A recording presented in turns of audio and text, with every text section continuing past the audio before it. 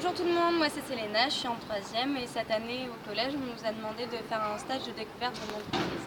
J'ai donc choisi de le faire ici à la librairie des 4 chemins qui se trouve en centre de Lille.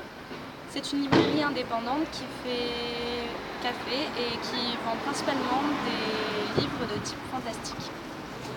La librairie compte environ 5700 livres hors ceux d'occasion et en comptant ceux d'occasion il y en a environ 12 000. Je vous invite à me suivre.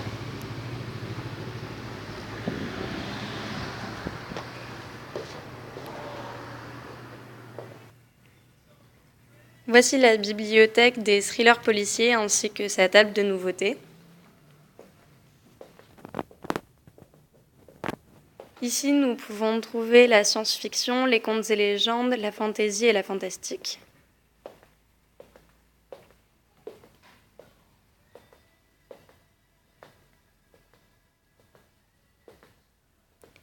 Ici, nous avons les livres d'occasion et les livres de jeunesse. Au milieu se trouvent les nouveautés. La librairie participe aussi à des festivals et fait des activités de type séances de dédicaces, conférences et rencontres. Elle fait aussi des expositions comme ici avec 16 tableaux de Richard de Blauve.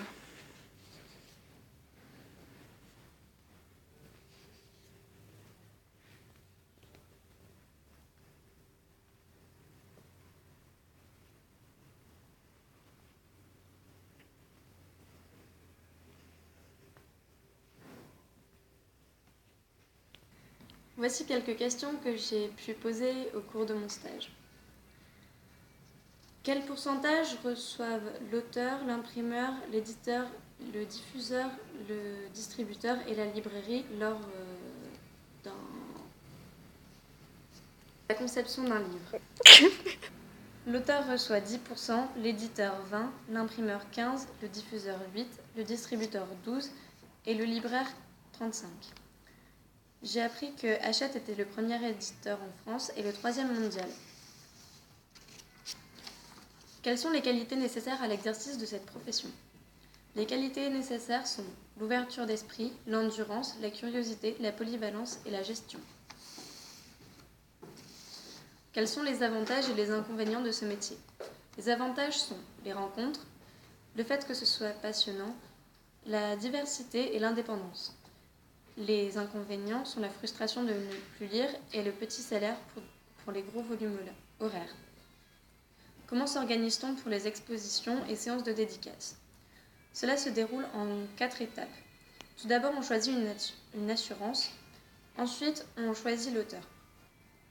L'auteur et le libraire se mettent d'accord sur le choix du thème abordé et le nombre de toiles.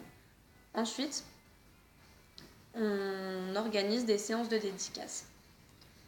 D'où viennent les objets et les cartes postales? Les cartes postales viennent Au bord des continents, qui est une maison d'édition. Les objets viennent de l'artisanat, ce qui fait qu'ils sont uniques en leur genre. Comment s'organise-t-on pour les festivals? Tout d'abord, on le fait surtout pour se faire une sorte de publicité. Mais on le fait seulement si c'est dans la thématique du libraire. Ensuite, on le fait pour gagner de l'argent et surtout pour rendre service. La librairie fait 4 gros salons par an, 2 gros et 2 petits. Je vous remercie de votre attention et je vous dis à bientôt.